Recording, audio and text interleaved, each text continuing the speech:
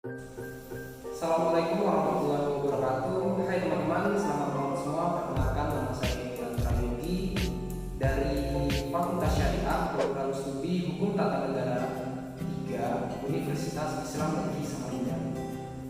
Sebelumnya terima kasih kepada Ibu Dr. Haja Siti Aisyah, SPD, SHMMH, yang mana telah memberikan tugas pada kesempatan kali ini, di mana tugas ini diperuntukkan untuk memenuhi ujian tengah semester.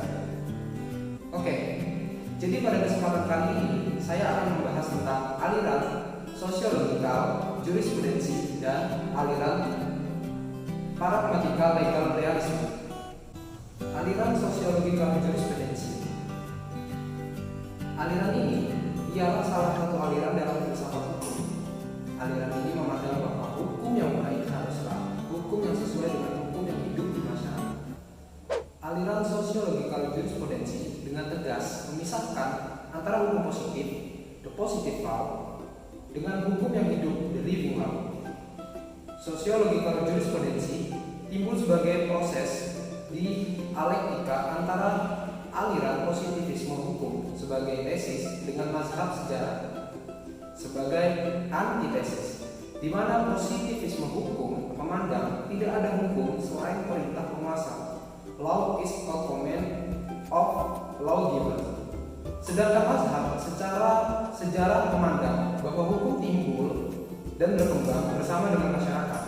Aliran positivisme hukum mengutamakan akal, sementara mazhab sejarah lebih mementingkan pengalaman.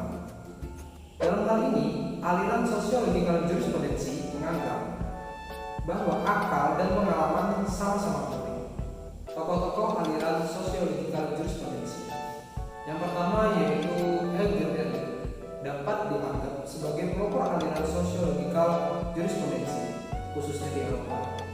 Ia adalah seorang ahli hukum dari Australia dan tokoh pertama yang meninjau hukum dari sudut sosiologi.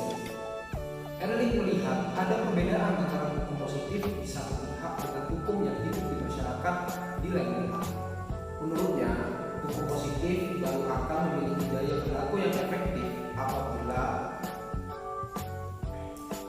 apabila bersikap atau selaras dengan hukum yang hidup dalam masyarakat tadi. Di sini jelas bahwa Ehrlich berbeda pendapat dengan penganut positivisme hukum. Ehrlich ingin membuktikan kebenaran teorinya bahwa titik pusat perkembangan hukum tidak terletak pada undang-undang, putusan hakim, atau ilmu hukum, tetapi pada masyarakat itu sendiri. Dengan demikian, sumber dan bentuk hukum yang utama adalah kebiasaan. Hanya sayangnya, seperti dikatakan oleh Friedman dalam karyanya, Ehrlich pada akhirnya justru mengakui posisi kebiasaan ini sebagai sumber dan bentuk hukum pada masyarakat modern. Selanjutnya, Ehrlich beranggapan bahwa hukum tunduk pada kekuatan-kekuatan sosial tertentu. Hukum sendiri tidak akan mungkin efektif. Oleh karena itu, ketertiban dalam masyarakat didasarkan pada pengakuan sosial terhadap hukum, dan bukan karena penerapannya secara resmi oleh negara. Bagi Ehrlich, tertib sosial didasarkan pada fakta diterimanya hukum yang didasarkan pada aturan dan norma sosial yang tercermin dalam sistem hukum. Yang kedua adalah Roskilde. Roskilde merupakan salah satu penganut aliran sosiologikal jurisprudensi. Ia menganggap bahwa hukum sebagai alat rekayasa sosial, law as a tool of social engineering and social control, yang bertujuan menciptakan harmoni dan keserasian agar secara optimal dapat memenuhi kebutuhan dan kepentingan manusia dalam masyarakat. Keadilan adalah lambang usaha penyerasian yang harmonis dan tidak memihak dalam mengupayakan kepentingan anggota masyarakat yang bersangkutan. Untuk kepentingan yang ideal itu diperlukan kekuatan paksa yang dilakukan oleh penguasa negara. Selanjutnya yang ketiga adalah Benjamin L. Cardozo. Beliau beranggapan berbagai kekuatan sosial mempunyai pengaruh instrumental terhadap pembentukan hukum seperti logika, sejarah, adat istiadat, kegunaan, dan standar mayoritas yang telah diakui.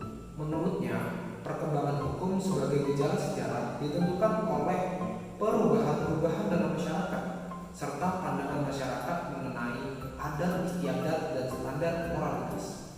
Ia beranggapan para hakim dan legislator harus senantiasa mempertimbangkan kondisi-kondisi sosial serta masalah-masalah sosial dalam pembentukan hukum.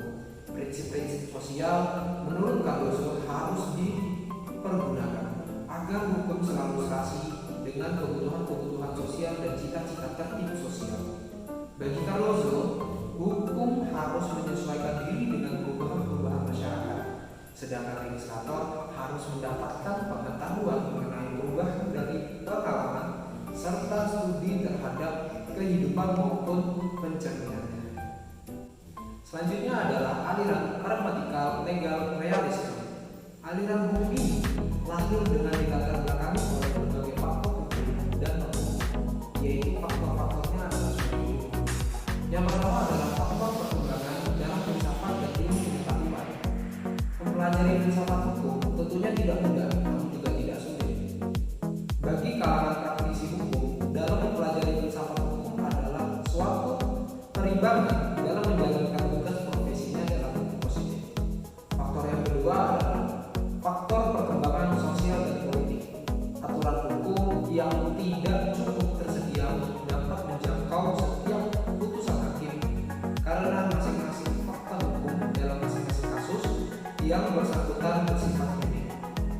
Karena itu, dalam memutus perkara, hakim perlu mempertimbangkan kebenaran yuridis, kebenaran filosofis, dan sosiologis. Kebenaran yuridis artinya landasan hukum yang dipakai apakah telah memenuhi ketentuan yang berlaku. Kebutuhan keputusan hakim dalam kasus-kasus yang tidak terbatas disebut sangat dipengaruhi oleh pertimbangan politik dan moral dari hakim itu sendiri, bukan berdasarkan pertimbangan hukum. Selanjutnya kita masuk ke tokoh-tokoh yang menganut aliran pragmatikal legal realisme, yaitu Lilleweding. Lilleweding berpendapat bahwa pragmatik legal realisme bukan aliran, tapi suatu gerakan yang memiliki ciri-ciri sebagai berikut. Yang pertama, yaitu realisme bukan suatu aliran ataupun mazhab, melainkan realisme adalah suatu gerakan dalam cara berpikir dan cara bekerja tentang hukum. Realisme adalah suatu konsep mengenai hukum yang berubah-ubah dan sebagai alat untuk mencapai tujuan sosial. Maka tiap bagiannya harus diselidiki mengenai tujuan maupun hasilnya. Hal ini berarti bahwa keadaan sosial lebih cepat mengalami perubahan daripada hukum. Yang ketiga, yaitu realisme mendasarkan ajarannya atas pemisahan sementara antara solen dan sein untuk keperluan suatu pendidikan agar penyelidikan itu mempunyai tujuan. Maka hendaknya diperhatikan adanya nilai-nilai dan observasi terhadap nilai-nilai itu haruslah seumum mungkin dan tidak boleh dipenuhi oleh kehendak observaser maupun tujuan-tujuan kesusilaan. Yang keempat adalah realisme telah mendasarkan pada konsep-konsep hukum tradisional. Oleh karena realisme bermaksud melukiskan apa yang sebenarnya oleh pengadilan-pengadilan dan orang-orangnya.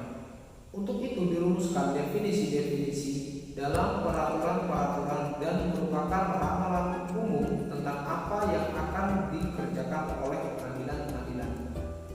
Sesuai dengan keyakinan ini, maka realisme menciptakan penggolongan-penggolongan perkara dan keadaan-keadaan hukum yang lebih kecil jumlahnya daripada jumlah penggolongan-penggolongan yang ada pada masa lampau. Yang kelima yaitu gerakan realisme menekankan pada pengembangan setiap bagian hukum haruslah diperhatikan dengan seksama mengenai akibatnya. Oke teman-teman, mungkin cukup sekian materi yang dapat saya sampaikan pada hari ini. Nah, buat adik-adik nih yang udah kelas 12 khususnya SMA, SMK maupun MA, mari bergabung di Universitas Islam Negeri Samarinda. Kebetulan sekarang lagi